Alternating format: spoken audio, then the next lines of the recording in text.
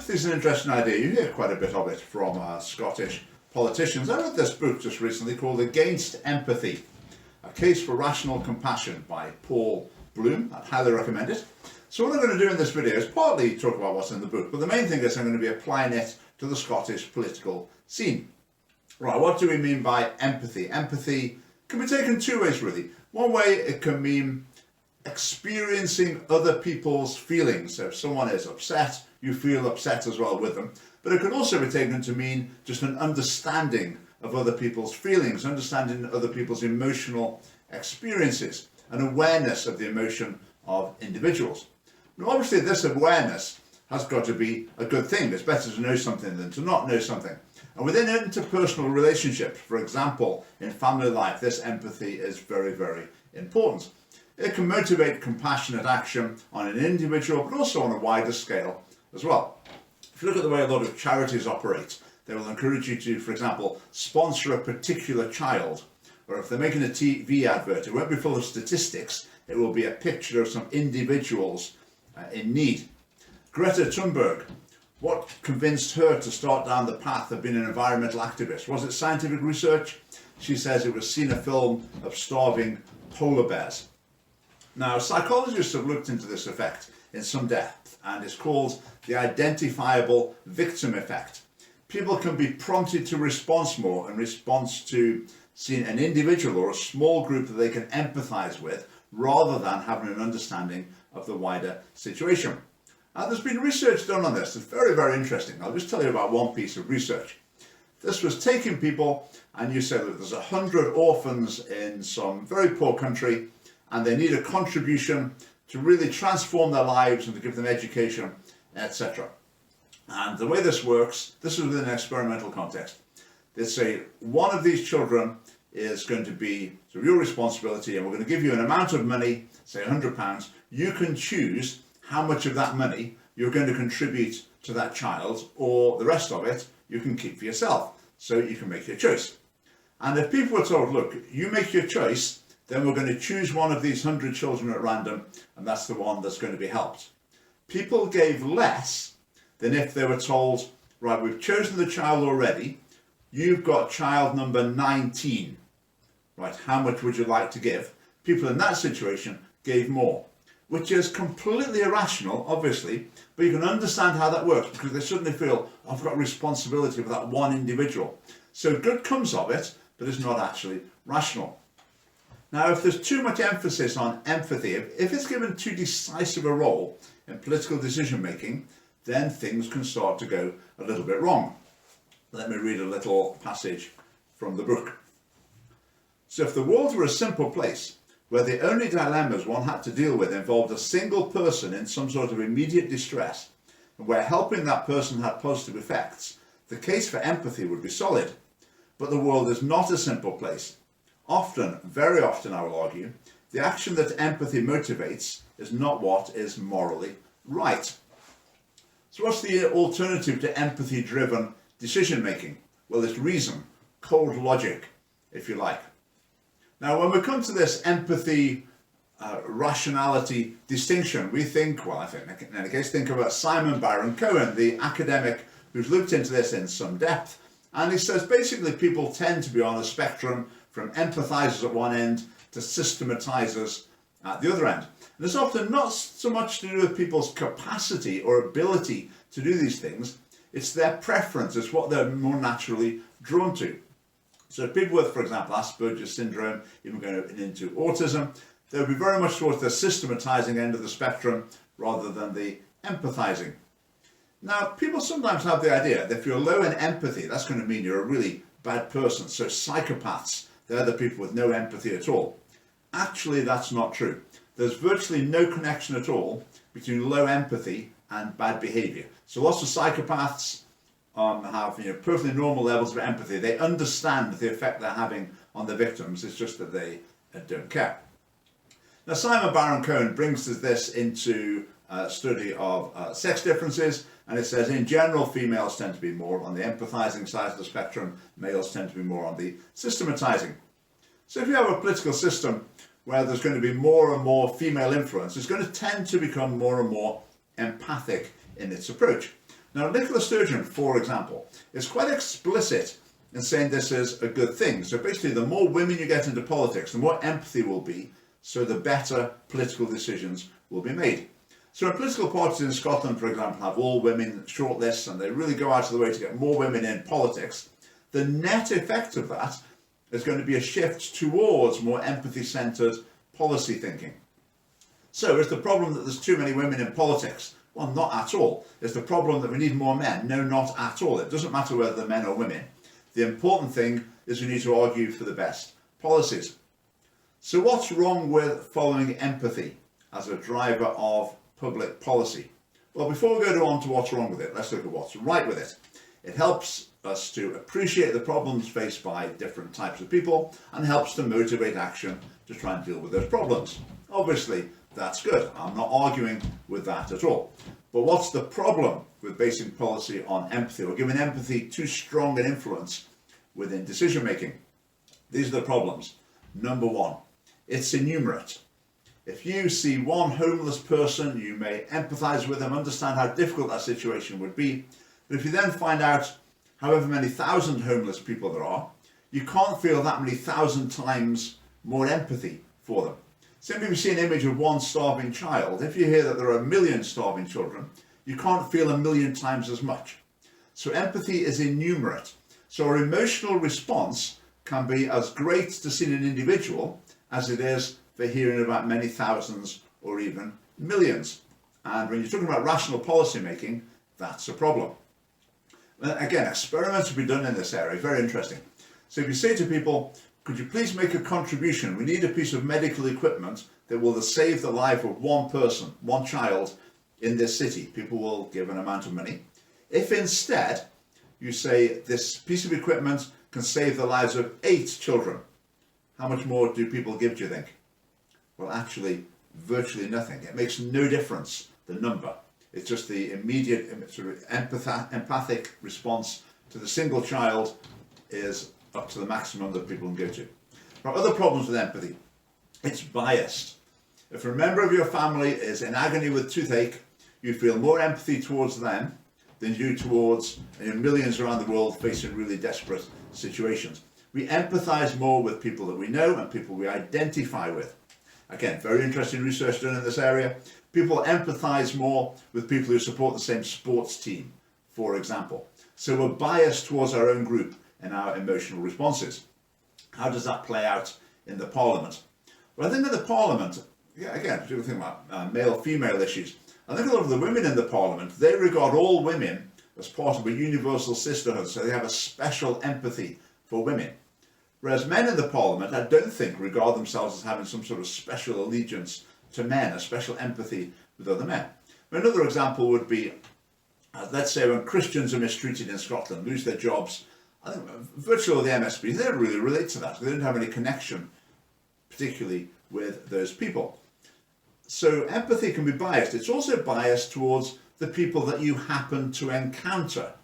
So if you don't make a systematic attempt to listen to the stories and hear the experiences of a wide range of people, you can be very much influenced by the people you happen to come across in your experience. Again, very interesting experiment was carried out in this regard. There's an organization called the Quality Life Foundation in America, and it exists to help children who are terminally ill. So through their last weeks of life, it tries to do things that are going to make things more bearable and to put some sort of positive input into their lives. And they have donations, but they have a waiting list. So there's always children waiting to get the help that this charity can offer. And the experiment was, as they would talk to people and say, look, we're going to tell you about one child who's on this list. And when we tell you about them, I really want you to try and imagine what it would be like to be in that situation. Imagine what it would be like to be a member of that family facing this issue. And then they tell them about one case, which would be unexceptional. Obviously, the child's terminally ill, the family's distraught. Obviously, you know that the situation is going to be terrible. And then they'd ask the question, would you like that child to be moved up the waiting list, to be given higher priority? Now, logically, there is no reason at all why that should happen, because all the other children are in a similar situation. But when they were told to empathize with the child, most of the people in the experiment would say, yes, they should be moved up. Whereas if they told people the same information, but said to them, look, just try and take a rational, objective view of this, then said, do you think they should be moved up the waiting list? Generally, people wouldn't want them to be moved up. So it's just that the empathy there can result in irrational and sort of biased, if you like, actions. Right, another problem with empathy. It's too narrow. We can choose where to focus it. Right, little section from the book again. Listen to this. A spotlight picks out a certain space to illuminate and leaves the rest in darkness. Its focus is narrow. What you see depends on where you choose to point the spotlight. So its focus is vulnerable to your biases. And that's what we see in Scottish politics, big time. So if you're from the sort of cultural Marxist perspective, there's oppressor groups and there's oppressed groups. Where are you going to choose to focus your attention and to empathise? Well, that's going to be with the allegedly oppressed groups. And the focus is going to be on their emotional experience as reported by them. Which brings us on to the next problem with empathy as a basis for public policy. It's manipulatable. Emotional claims become the currency.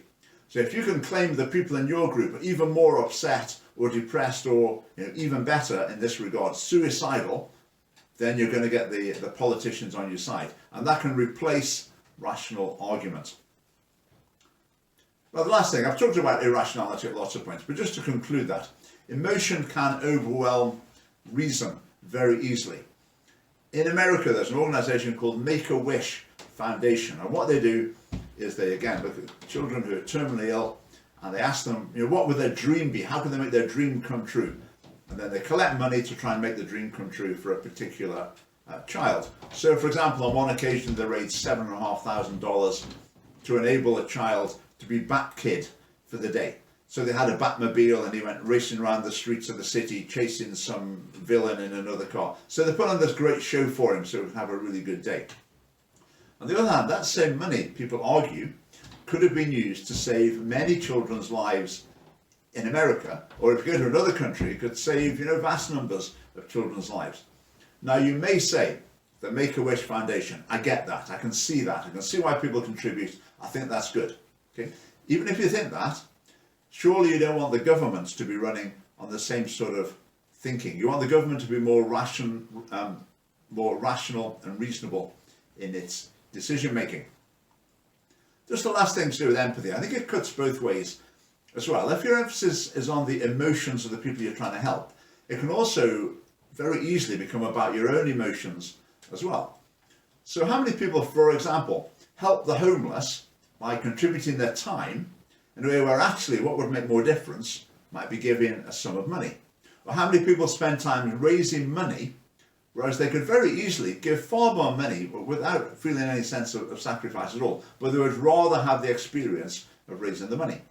How many people go on gap years, for example, to help people in a certain location, where what would be far more beneficial at the end of the day would be to not spend the money on those flights and to send the money, which would have made a huge difference to the area they're trying to help.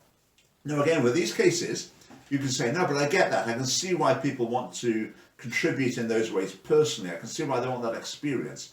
Okay, that's absolutely fine, but surely we don't want the government running the country on that sort of basis. We don't want that to be the foundation of public policy.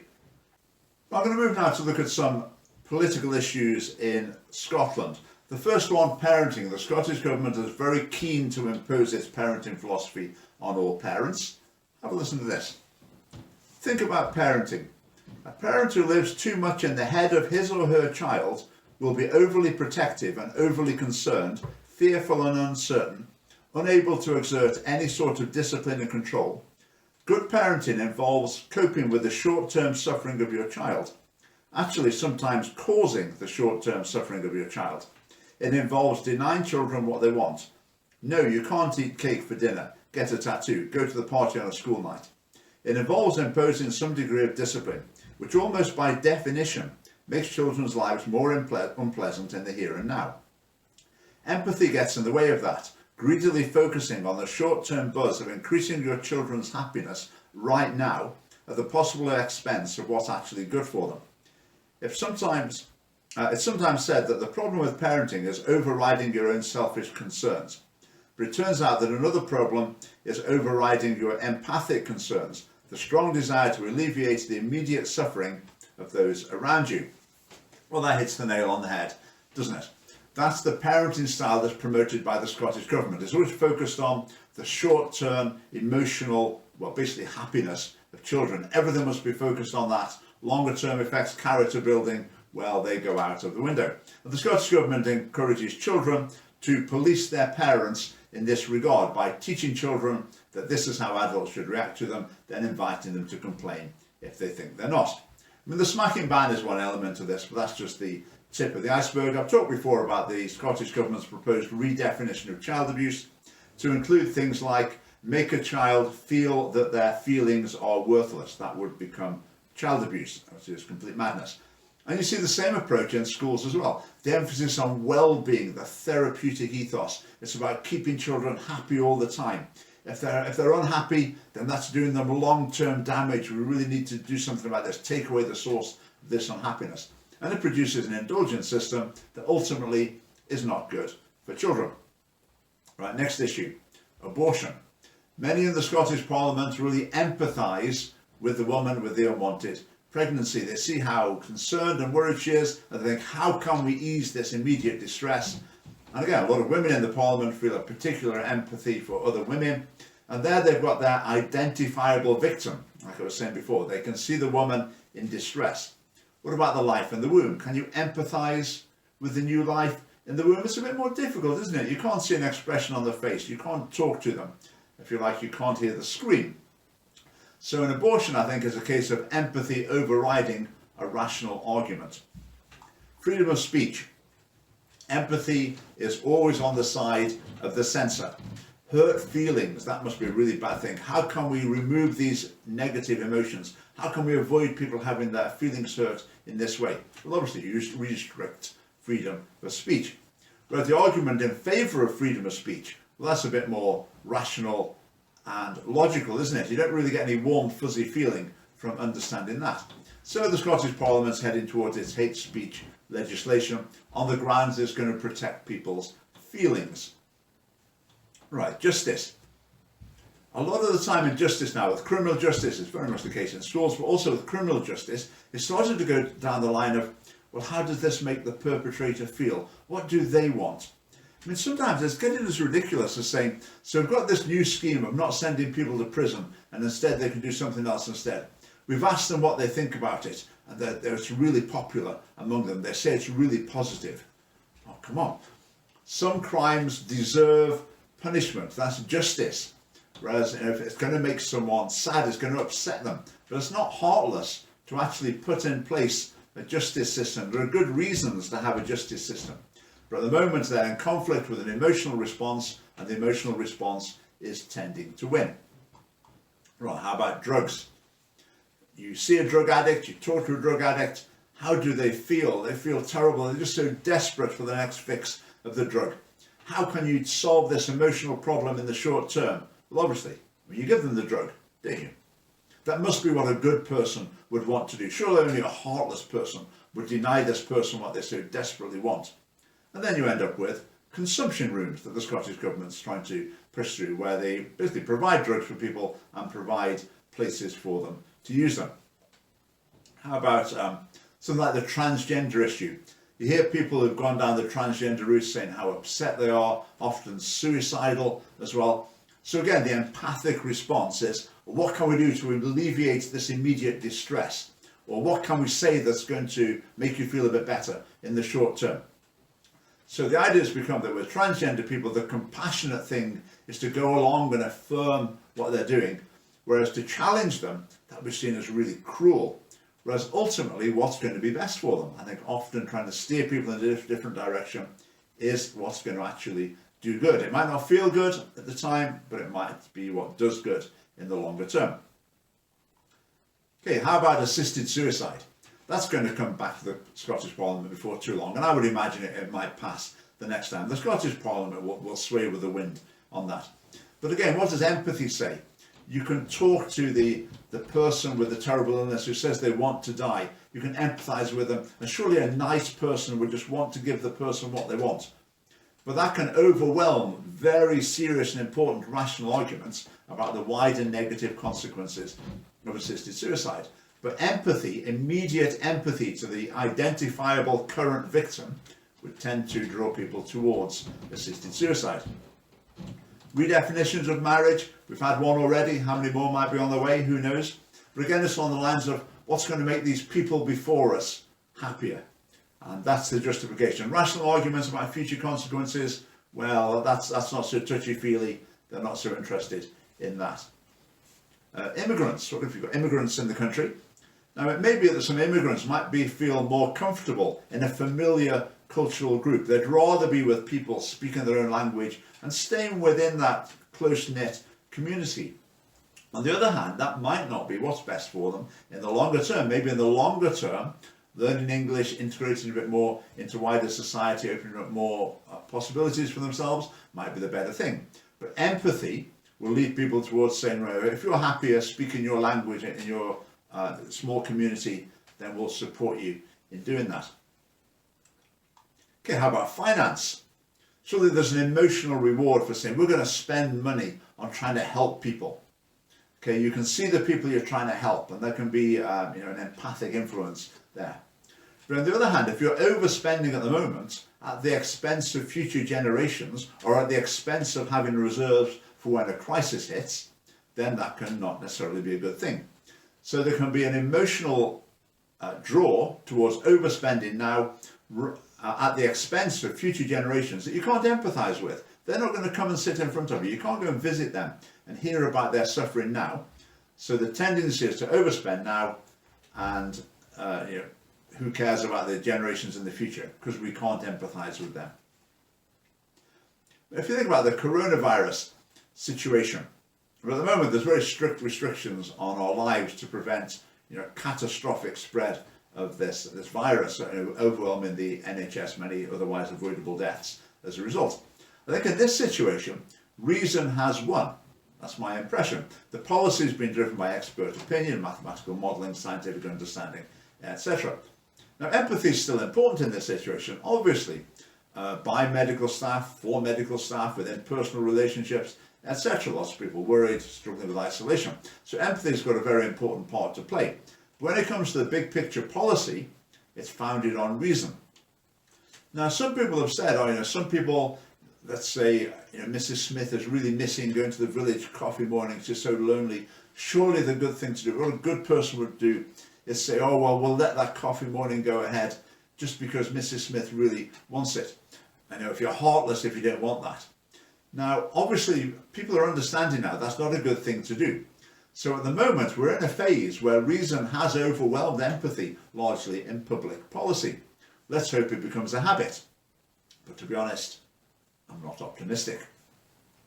So how about the Scottish Family Party? We try to have policies that are based on what's going to do good, not on what feels good in the short term. Policies that give the best outcomes in the long term for individuals and for wider societies. Not just policies that give people what they want in the immediate future, or often what they think they want in the immediate future. If I were to say to Nicola Sturgeon, you're too driven by empathy, what do you think she'd say? I think she'd say, guilty as charged, and I'm proud to admit it. The more empathy, the better. That's what gives us compassionate politics. But I hope I've made a reasonable case in this video for a more balanced approach. Empathy is important, reason is important as well. When it comes to making policy, after all the empathising, reason should be the final arbiter. Now, last thing someone might say at this point, they might say that's the route to atrocities. If you don't worry about how people feel, you're just strictly rational. But I'd say no, because moral standards are a vital part of that reasoning process. But at the moment, we live in a very therapeutic society. It's obsessed with emotions, and the Scottish Parliament reflects this. So we need MSPs in the Parliament who can stand outside that cosy consensus and bring a fresh and reasonable perspective. Okay, thanks for watching. Hope that was interesting. The next book I'm reading is How Fear Works by Frank Furedi, which is quite interesting in the current context. So maybe there'll be a video about that and its application in Scottish politics coming before too long. Thanks.